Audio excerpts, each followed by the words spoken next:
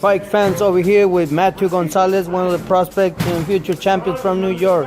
How you feeling, man? I'm alright, bro.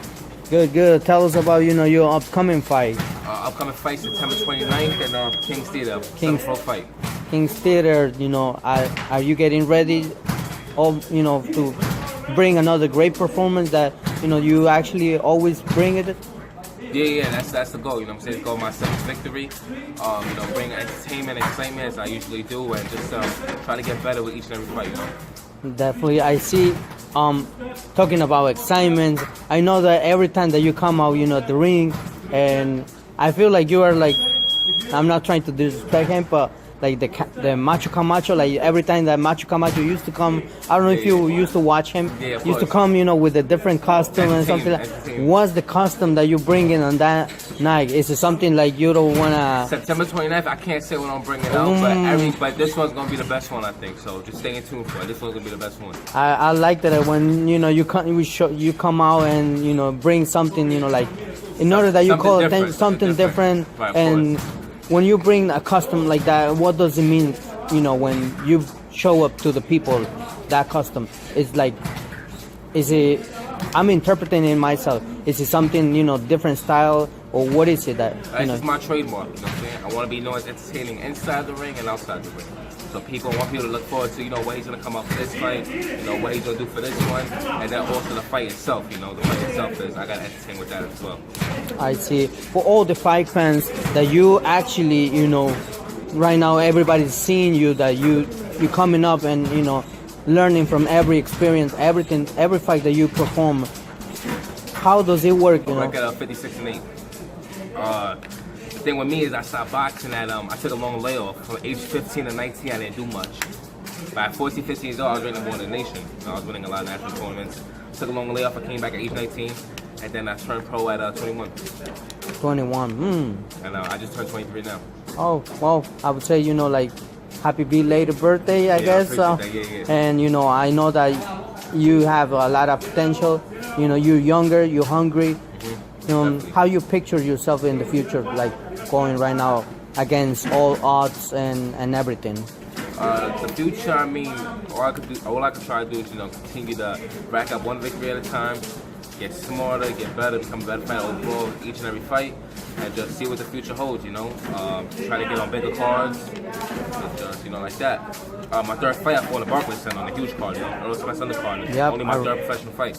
I was the only guy on that whole label not signed, on that whole card that wasn't signed to either Heyman or Mayweather, free agent. So, I already experienced the big venues, and I just wanted to get much better with each and every fight. So when that big venue, I get the opportunity again, I'll be able to capitalize on it and make a statement for real. The big statement, whether it's Barclays or whether it's Madison Square Garden. Have you ever pictured yourself to go in Madison Square Garden one day?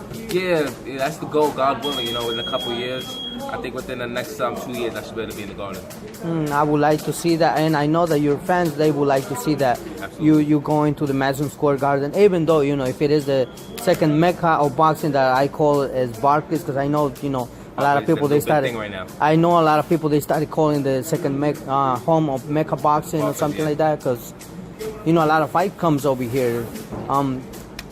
I know we're having soon this fight, Danny Garcia, Shawn Porter. How do you see this fight? Is it 50-50 or, I don't think so. I think Danny Garcia got him. Danny Garcia got him? Yeah. How do you think Shawn it will Porter, go? He jumps in too much. He opens up too wide. And I think Danny's just going to time him. To beat Danny Garcia takes a pure boxer. Danny Garcia, he's very strong. He's durable. He got an A+ chin. Never been down in a fight. So we've seen Shawn Porter hurt by Keith Thurman a few times. We've seen Shawn Porter get dropped by Adrian Broner, a small guy, because Broner's a little guy. I met Broner in the Barclays Center. He's a little guy. So I think Danny Garcia got the power, got the strength, and I think he's just a better fighter overall, in my opinion. And I take nothing away from Shawn Porter, because Shawn Porter's a tough guy to deal with. You know what I'm saying? Yeah. He comes in, he's real rugged, he's strong as well. He comes in with his head a lot, but I think Danny Garcia is just going to catch him coming in, and I think he's the best fighter overall. It is the best fight, because I know that Shawn Porter is gonna make difficult the fight. He's gonna make it difficult, for Danny Garcia. So I can picture that fight. It will go probably at maybe to the 12th round, or maybe, even though I'm saying on my behalf, maybe some other people they see it differently. That could end early. It could end early. So That's boxing. We just don't know. It only takes one punch. One punch. It only takes one punch to change the whole fight. You know The what I'm saying? whole So fight. We don't know. The only thing we can hope for is that it's a good fight.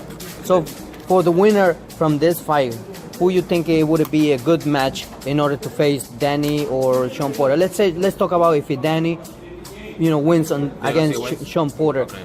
Would you like Who should he fight next? Who should fight next? Spence or Crawford? Or he should go back to Crawford. I think Crawford. Crawford? I think Earl Spence proved enough already at the 147 division.